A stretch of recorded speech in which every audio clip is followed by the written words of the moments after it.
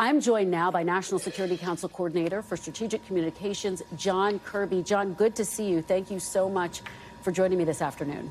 You bet. Great to be with you, Kristen. So let's start with that aid package. The State Department announcing the new assistance package. President Zelensky has been asking for more military and other aid. How quickly can you get those supplies to Ukraine? We're working out the modalities of that right now, Kristen, to get them that material as fast as possible. We know, we're mindful of the calendar here, and we know winter's approaching, and that there are already millions of Ukrainians now that are doing without power and water, essential resources just to life itself. So we're going to be working with allies and partners to see what we can do to get that stuff over there as fast as possible. And can you put a time frame on it? Are we talking weeks? Are we talking more than a month? We believe that we can begin to start to flow some of this material really in a matter of a week or so to get the first batch of it over there. But we're still working out the details of transportation and how that's going to work. I would note we have already been, as Secretary Blinken announced, been providing resources, material, technical assistance, and of course equipment that'll help them get some of their power back on and get some of their water flowing again. I mean, this is a continuation of aid that's already happened. Yeah, President Zelensky's warning his citizens that there will likely be more Russian airstrikes. Is that also the assessment of the U.S. government? We have to assume so, sadly. I mean, we can't predict perfectly what the Russians are going to do on any given day. But if recent past is prologue, then certainly we have to expect that they will continue to bombard civilian targets with missiles and Iranian drones. Drones are getting from Iran, so we have to assume that. And that's why also, Kristen, it's so important for us to continue to provide and to solicit from other countries air defense capabilities so that the Ukrainians can better beat back some of these attacks. John, I'm hoping you can help us understand what is happening, the situation at the Zaporizhzhia power plant. We have reporting that Russia may be preparing to withdraw from the nuclear facility. Is that your sense? Is that something that will happen? And how significant would that be? We're watching this real closely. We can't say definitively that we've seen any wholesale move by the Russians to leave the nuclear power plant. Obviously, we've been calling for that since they first took it over. It should not be militarized. It should be led by Ukrainian scientists and engineers who are running and are charged and certified to run that plant. It should not be militarized. Obviously, it should not become a military target. Unfortunately, it has. So we would very much welcome a removal of Russian troops from the power plant, but we can't say definitively that we've seen that actually happen right now. Okay. President Biden met with the Big Four congressional leaders today, and it comes on the heels of Kevin McCarthy saying he's not going to write a blank check to Ukraine. Will the White House push to get more aid to Ukraine pass during this lame duck session when there is obviously so much on the plate of Congress that it needs to get done? Is that one of the agenda items? It certainly is, and we have asked for additional funding from Congress in support of Ukraine here right away.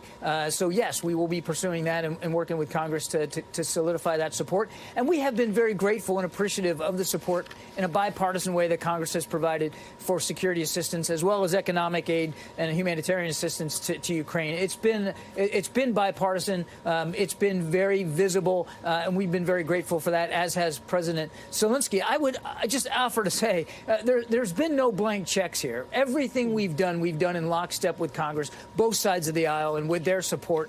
And certainly we share the concerns of many members of Congress about accountability. That's why we're working hard with the Ukrainians to make sure we can get as much visibility and transparency on where these systems are going and how they're being utilized. And the Ukrainians, quite frankly, share that concern as well. So this idea that there's been some sort of blank check that we've demanded from Congress is just not accurate.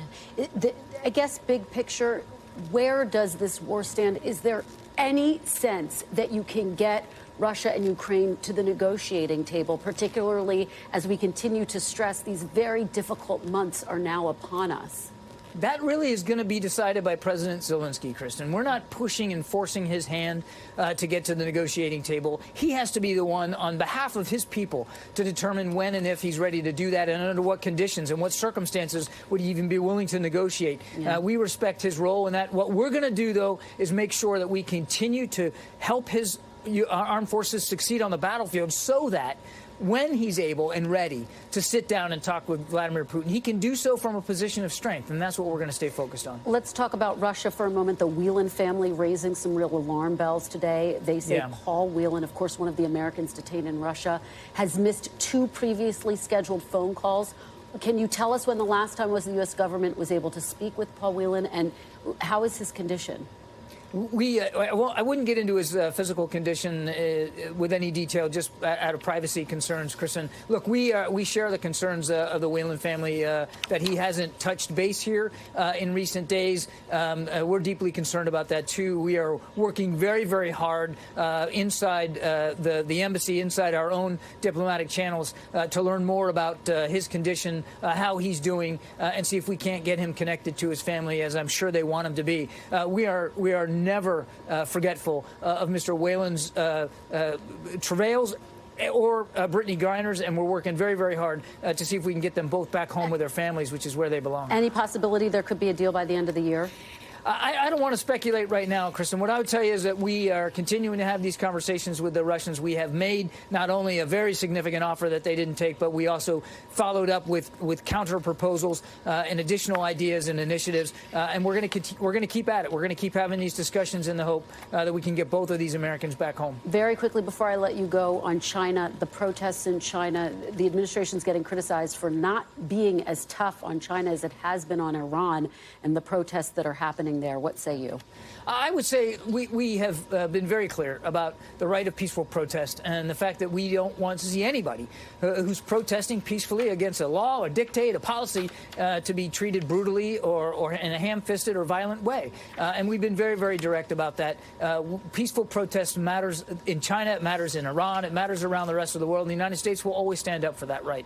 Okay, and we should note that as we're having this conversation, the U.S. did beat Iran in the World Cup game. John Kirby. Our congratulations to them. Thank you so much for joining us. Really appreciate it. Thanks for watching our YouTube channel. Follow today's top stories and breaking news by downloading the NBC News app.